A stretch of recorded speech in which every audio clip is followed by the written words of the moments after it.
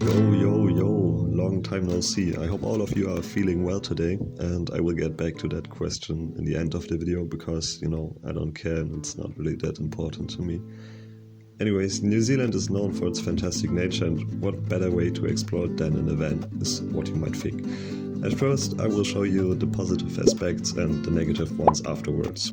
If we talk about money, living in a van is definitely one of the cheapest ways to get around, right behind walking and asking for free accommodation.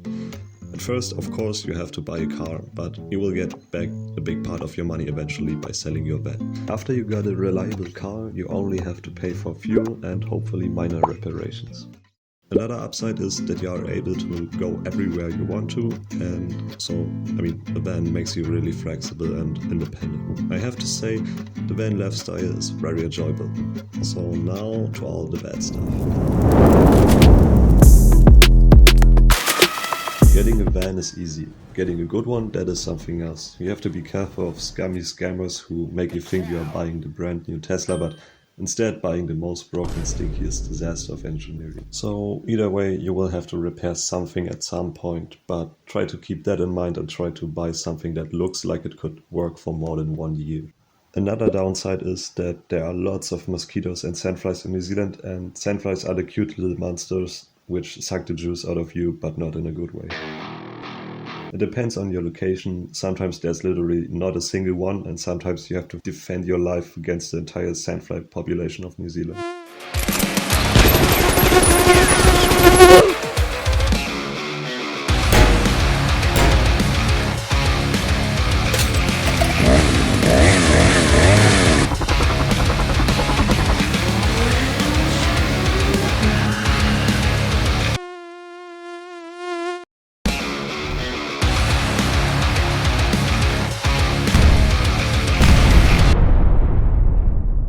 But if you really want to make sure, you can just close the windows.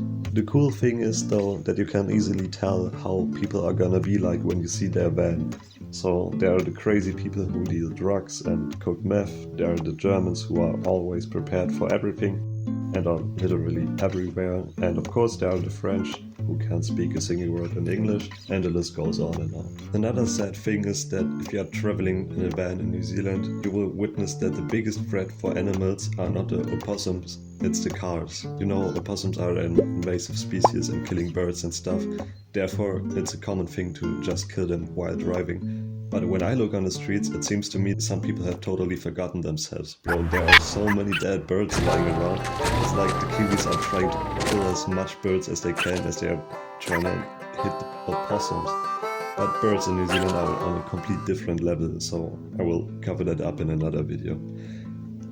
But for real, New Zealand is not the best country for freedom camping. There are way too many restrictions, and sometimes there are even not enough places for vans at one spot. You heard right, you can't just park everywhere you want. Holy moly. I probably forgot like 20 minutes of content, but I really wanted to get rid of this. If you want to add or just disagree on something, there's plenty of space left for that in the comments. Yeah, and before I forget it, in the beginning I asked you if you were feeling fine, and I really meant that. So if you have some mental issues these times, reach out to somebody. It's simply that it's very important to talk about these things. It's really difficult to resolve the issue if you don't talk about it. And I know it's really hard to overcome and to start speaking. Sometimes it's even hard to realize what the problems actually are. I suggest to lean back for a moment, loosen your eyes off the screen and think about these questions. Really, lean back for a second. I'm serious. Think about it. Are you happy? Is what you are doing in your life making you happy, or are there some things that always stress you out or just won't let go of you?